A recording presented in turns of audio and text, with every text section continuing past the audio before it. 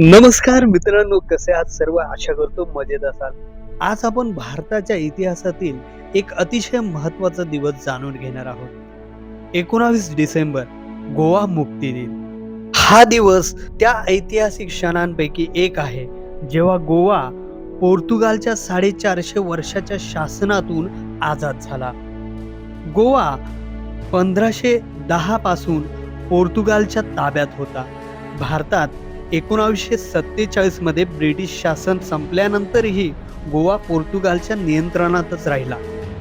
भारत सरकारने पोर्तुगालला गोवा सोडण्यास अनेकदा विनंत्या केल्या, पण ते मान्य झाले नाही.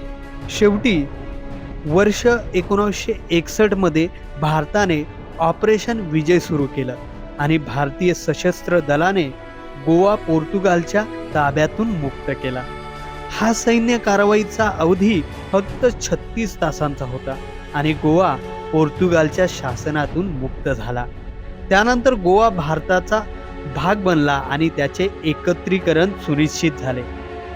आजही प्रत्येक 19 डिसेंबर रोजी गोवा राज्यात आणि भारतभर या दिवशी ध्वजारोहण, परेड, पुष्पहार अर्पण व कार्यक्रमांनी गोवा मुक्ती दिन साजरा केला जातो.